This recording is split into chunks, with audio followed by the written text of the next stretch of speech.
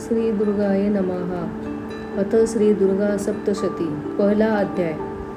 मेधा ऋषि का राजा सूरत और समाधि को भगवती की महिमा बताते हुए मधु कैटभ वध का प्रसंग सुनाना। विनियोग। ओम प्रथम चरित्र के ब्रह्मा ऋषि, महाकाली देवता, गायत्री छंद, नंदा शक्ति, रक्त दंतिका बीज, अग्नि तत्व और ऋग्वेद स्वरूप है। श्री महाकाली देवता की प्रसन्नता के लिए प्रथम चरित्र के जप में विनियोग किया जाता है। ध्यान। भगवान विष्णु के सो जाने पर मधु और कैटभ को मारने के लिए कमलजन्मा ब्रह्मा जी ने जिनका स्तवन किया था, उन महाकाली देवी का मैं सेवन करता हूँ। वे अपने 10 हाथों में खड्ग, चक्र, गदा, बाण, धनुष्य, परीघ, शूल, भूशुंडी, मस्तक और शंख धारण करती है। उनके 3 नेत्र हैं। वे समस्त अंगों में दिव्य आभूषणों से विभूषित है। उनके शरीर की कांति नीलमणि के समान है तथा वे 10 मुख और 10 पैरों से युक्त है। ओम चंडी देवी को नमस्कार है।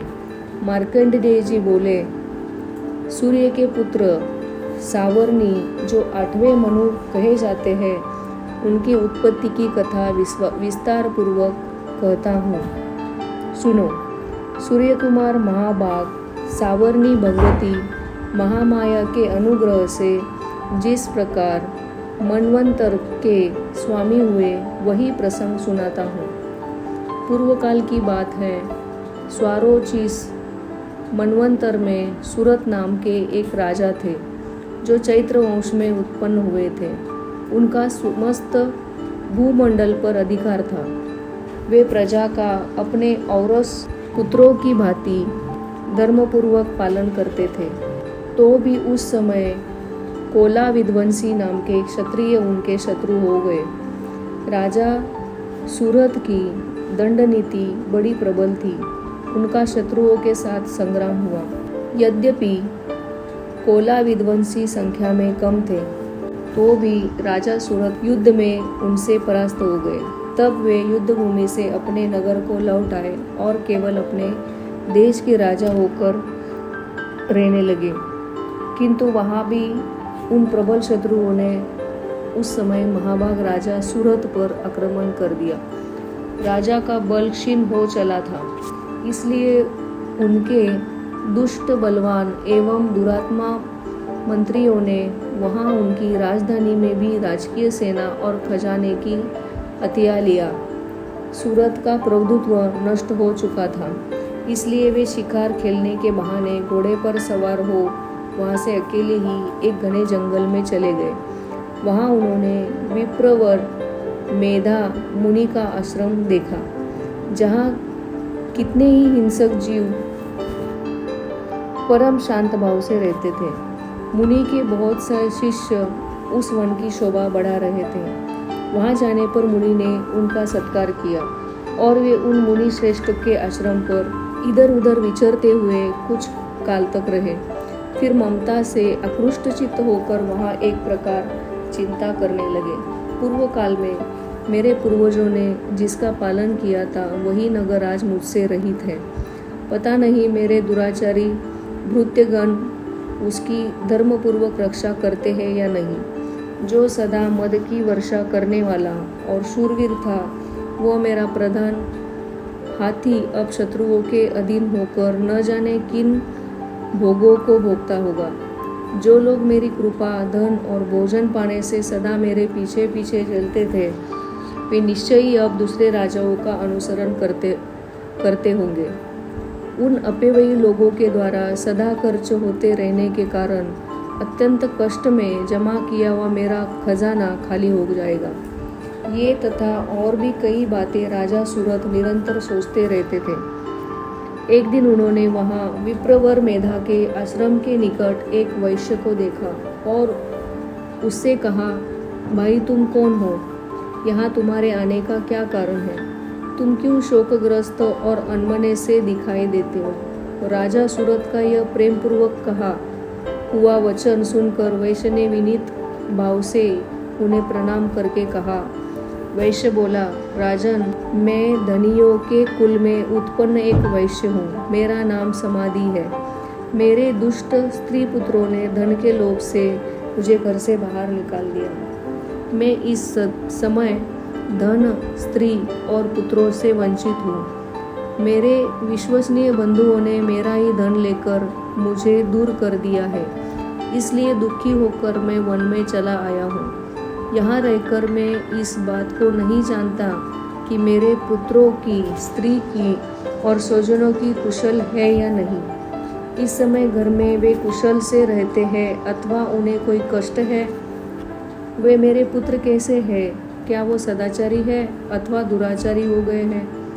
राजा ने पूछा, जिन लोभी स्त्री, पुत्र आदि ने धन के कारण तुम्हें घर से निकाल दिया, उनके प्रति तुम्हारे चित्त में इतना स्नेह का बंधन क्यों है?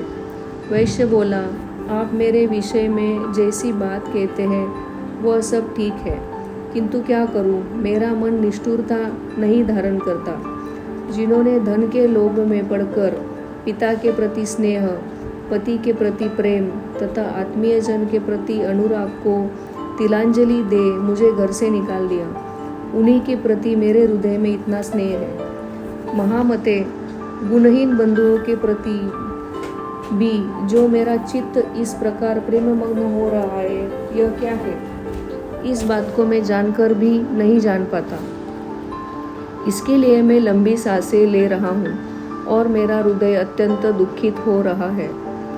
उन लोगों में प्रेम का सर्वथा अभाव है, तो भी उनके प्रति जो मेरा मन निष्ठुर नहीं हो पाता, इसके लिए क्या करूं? मार्कंडेय जी कहते हैं, ब्राह्मण, तदनंतर राजाओं में श्रेष्ठ सुरथ और वह समाधि नामक वैश्य दोनों साथ साथ मेधा मुनि की सेवा में उपस्थित हुए और उनके साथ यथायोग्य न्यायानुकूल विनयपूर्ण बर्ताव करके बैठे।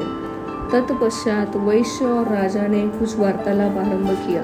राजा ने कहा, भगवान, मैं आपसे एक बात पूछना चाहता हूँ, उसे बताइए। मेरा चित्त अपने अधीन न होने के कारण वह बात मेरे मन को बहुत दुख देती है। जो राज्य मेरे हाथ से चला गया है उसमें और उनके संपूर्ण अंगों में मेरी ममता बनी हुई है।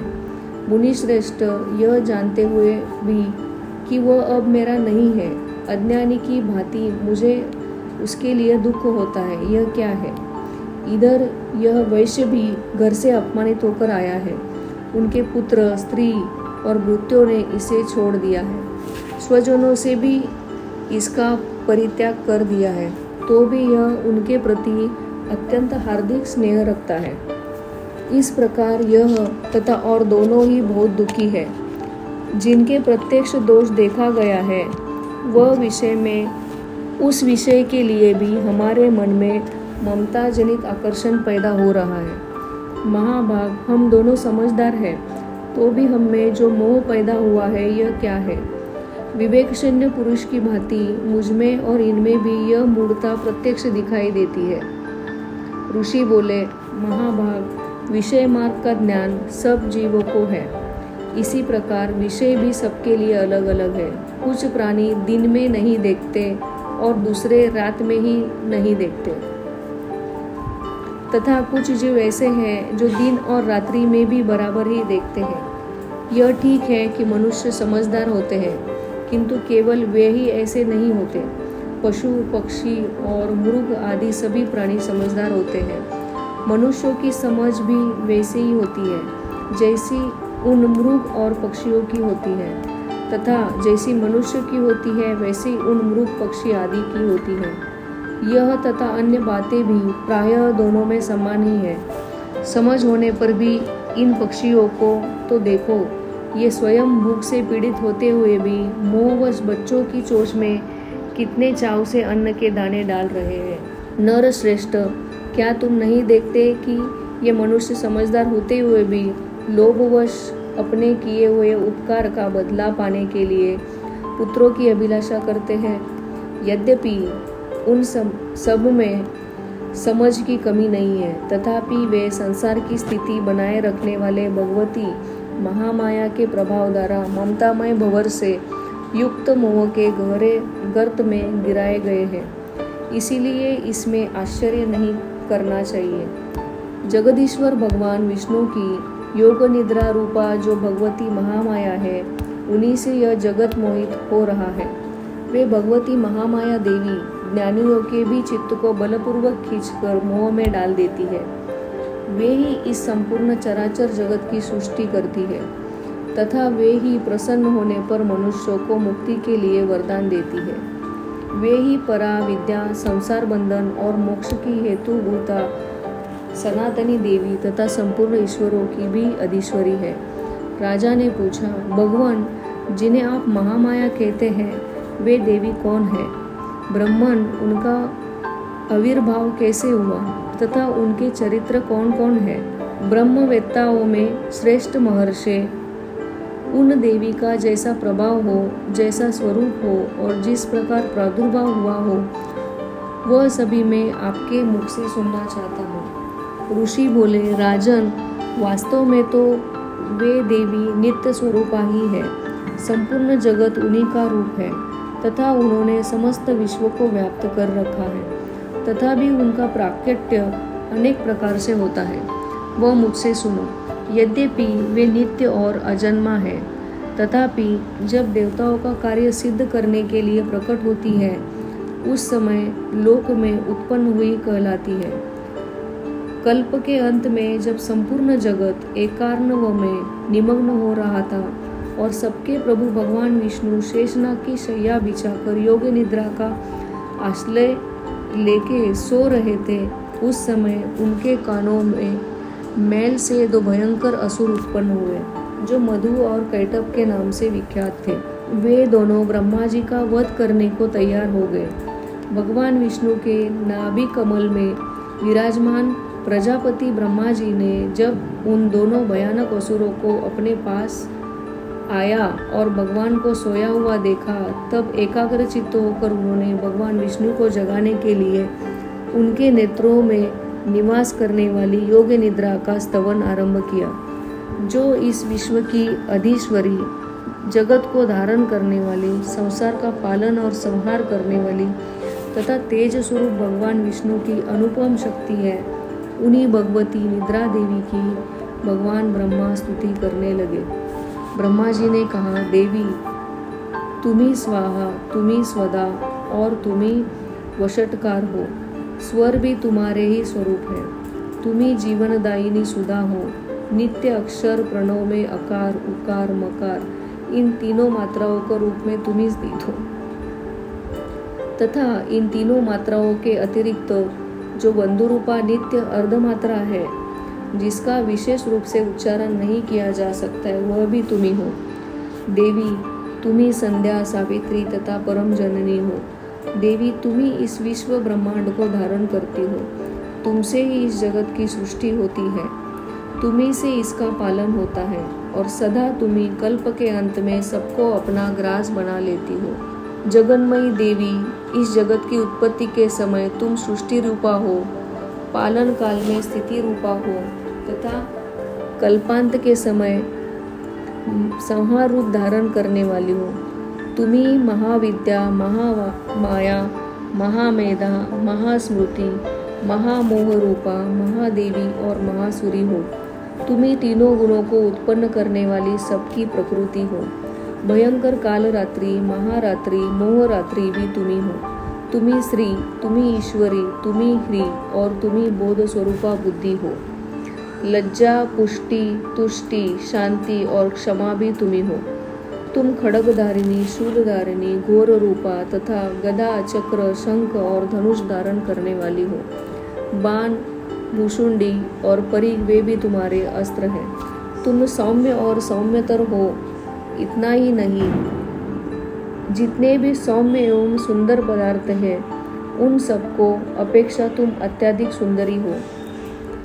पर और अपर सबसे परे रहने वाली परमेश्वरी तुम्ही हो। सर्वस्वरूपे देवी, कहीं भी सत असत रूप जो कुछ वस्तुएं हैं और उन सबकी जो शक्ति है वो तुम्ही हो। ऐसी अवस्था में तुम्हारी स्थिति क्या हो सकती है? जो इस जगत की सृष्टि, पालन और संहार करते हैं, उन भगवान को भी जब तुमने निद्रा के अधीन कर दिया है, तब तुम्हारी स्तुति करने में यहाँ कौन समर्थ हो सकता है। मुझको, भगवान शंकर को तथा भगवान विष्णु को भी तुमने ही शरीर धारण कराया है, अतः तुम्हारी स्तुति करने की शक्ति किसमें है। देवी, तुम तो अपने इन उदार प्रभावों से ही प्रशंसित हो। ये जो दोनों दुर्धर्ष असुर मधु और कौटब हैं, इनको मोह में डाल दो और जगदीश्वरी भगवान विष्णु को शीघ्र ही जगा दो। साथ ही इनके भीतर इन दोनों महान असुरों को मार डालने की बुद्धि उत्पन्न कर दो। ऋषि कहते हैं, राजन, जब ब्रह्मा जी ने वहाँ मधु और कैटब को मारने के उद्देश्य से भगवान विष्णु को जगाने के लिए तमोगुण की अधिष्ठात्री देवी योग निद्रा की इस प्रकार स्तुति की, तब वे भगवान के नेत्र, मुख, नासिका, बाहु, हृदय और वक्षस्थल से निकलकर अव्यक्त जन्मा ब्रह्मा जी की दृष्टि के समक्ष खड़ी हो गई। योग निद्रा से मुक्त होने पर जगत के स्वामी भगवान जनार्दन उस एकार्णवक में जल में शेषनाग की शैया से जाग उठे। फिर उन्होंने उन दोनों असुरों को देखा। वे दुरात्मा मधु और कैटब अत्यंत बलवान तथा पराक्रमी थे और क्रोध से लाल आंखें किए ब्रह्मा जी को खा जाने के लिए उद्योग कर रहे थे। तब भगवान श्री हरि ने उठकर उन दोनों के साथ 5000 वर्षों तक केवल बाहुयुद्ध किया। वे दोनों भी अत्यंत बल के कारक उन्मत्त हो रहे थे।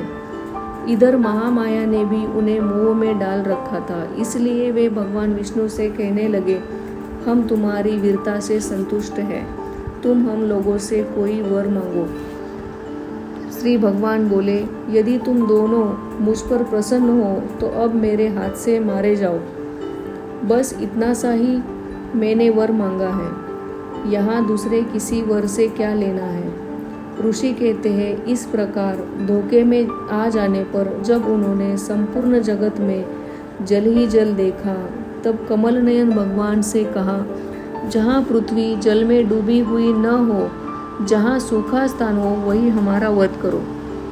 ऋषि कहते हैं, तब तथास्तु कहकर शंख, चक्र और गदा धारण करने वाले भगवान ने उन दोनों के मस्तक अपनी जांघ पर रखकर चक्र से काट डाले। इस प्रकार ये देवी महामाया ब्रह्मा जी की स्तुति करने पर स्वयं प्रकट हुई थी।